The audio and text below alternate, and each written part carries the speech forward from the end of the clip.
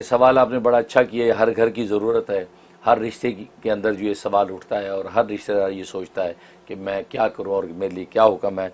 मैं तो सबके साथ भला करता हूं और वो सामने वाला मेरे साथ बुरा करता है, तो उसका क्या हल है। उसके लिए नबी करीम सल्लल्लाहु अलैहि वसल्लम ने बड़ा बेहतरीन हल बतलाया है और उस पर अमल करें। वो ये कि नबी करीम सल्लल्लाहु अलैहि वसल्लम का इरशाद है कि रिश्तेदारों के साथ जो आपके खूनी रिश्ते हैं या इस तरह के रिश्ते हैं आपके करीबी, तो रिश्तेदारों के साथ कोई भी आप हुस्न सलूक करें, उसमें सिर्फ अल्लाह की रज़ा की नीयत करें, अल्लाह की तरफ से अजर की नीयत करें, उसके अलावा कोई नीयत ना करें।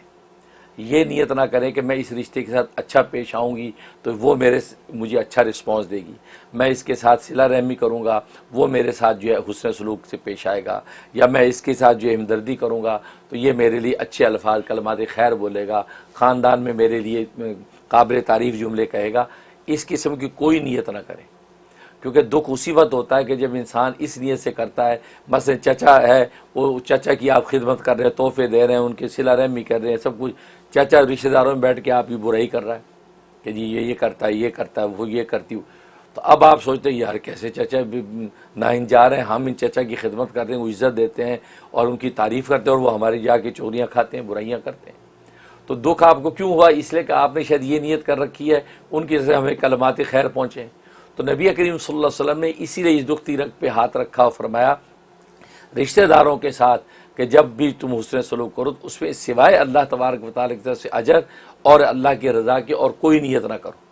जब आप हुस्न सलूक करेंगे, अब उधर से कोई बुरी बात भी मिलेगी, आपके कोई बात नहीं, सो वाट, क्यों? इसलिए मैंने तो इसके लिए किया ही नहीं कि मेरे लिए मेरी तारीफ़ करे। ये भतीजा बेचारा जो गरीब था, मैं इसकी मदद करी इसलिए रहा हूँ कि भाई ये बेचारे की किफ़ारत हो, सिला रहमी हो। बाकी मैंने इसलिए तो किया नहीं था कि मेरी तारीफ़ करे या मुझे इज़्ज़त दे। मैं तो वो अजर के लिए किया, तो अजर अल्लाह के यहाँ मेरा लिखा गया है, अल्लाह ज़रूर मुझसे राज़ी है। जब इस नीयत से फरमाया करते रहोगे तो तुम्हें किसी भी रिश्तेदार के किसी भी रवैये पे कभी तकलीफ़ नहीं होगी और तुम ये सोचोगे जिस मकसद के लिए किया है वो मकसद इंशाल्लाह मुझे हासिल है, और बाकी ये जो बुरी बात कह रहा है ये उसकी गर्दन पर है, वो जाने।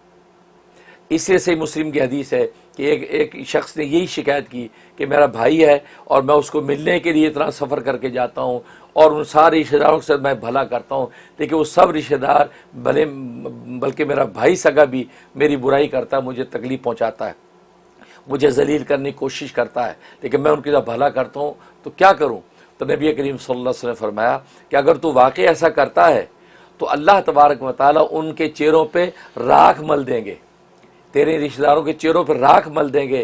क्या मतलब? कि उनको जलील ख़ार रखेंगे और तुझे मुअज़्ज़ज़ रखेंगे हमेशा। कभी उनके सामने अल्लाह तुम्हें जलील नहीं होने देंगे, बल्कि रिवायत में फरमाया तेरे लिए दो फरिश्ते अल्लाह मुकर्रर कर देंगे, जो फरिश्ते हमेशा तुझे उनके सामने मुअज़्ज़ज़ रखेंगे, जलील होने के मौके पर भी तुझे जलील नहीं होने देंगे और तुझे अजीज़ कर देंगे। और रिश्तेदार तेरे सारे जलील होते रहेंगे क्योंकि तूने जो नीयत की है अल्लाह की रज़ा की और सिला रहमी करता बहन भाइयों से, वो तेरी बुराइयां करते हैं और मैं वो अबू जलील ही रहेंगे और तू हमेशा बुलंद रहेगा। तो मालूम ये हुआ कि ये सिला रहमी ऐसी चीज़ है कि अल्लाह की रज़ा के लिए जब इंसान करता रहे तो फिर ये ख़ानदान में मुअज़्ज़ज़ रहता है। वो बावजूद किसी के ज़िल्लत के असबाब खड़े करने के कोई जलील आपको नहीं कर पाता, क्योंकि अल्लाह दो फरिश्ते आपके साथ मुकर्रर कर देते हैं जो हमेशा आपको बुलंद रखते हैं।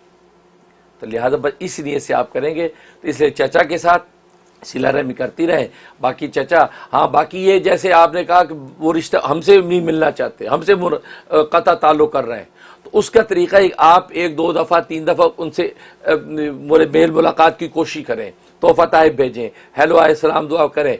तो अगर वो फिर भी आपको बिल्कुल दरवाज़ा बंद कर दिया, बिल्कुल आप मिलना नहीं चाहते, बात नहीं सुनते, तो आप 3 दफ़ा अपनी ट्राई करने के बाद अब आप अपने काम में लग जाएं, अब आप उधर मुंह ना लगाएं, अब आपकी गर्दन पे कोई बोझ नहीं है। अब उनके ऊपर कता या रहमी का जो गुनाह आएगा वो आखिर में पूछे जाएंगे। आपने 3 दफ़ा ट्राई करने के बाद जो दामन छुड़ा लिया, अब वो जाने उनका काम जाने। ये तरीका है। तो उसके बाद आप फारिग हैं। तभी तो हदीस में आता है 2 मुसलमान भाई भी अगर 3 दिन तक आपस में नाराज़ रहें, कता ताल्लुक़ रखें और उस दौरान में कोई एक मर गया, फरमाया दाखिल नार, जहन्नम में दाखिल होगा। ये आम मुसलमानों की हालत है और खूनी रिश्तों में तो बहुत ज़्यादा सेंसिटिविटी है। इसलिए इस तरीके से आप ज़िंदगी गुजारें, परेशान ना हो, खुदा के सुपुर्द करें। वही जो है वो कहता है ना, पेशानी के बालों से पकड़ के आपके पैरों में डालेंगे इन रिश्तेदारों को जो आपके साथ बुराई करते हैं। बहुत शुक्रिया सर।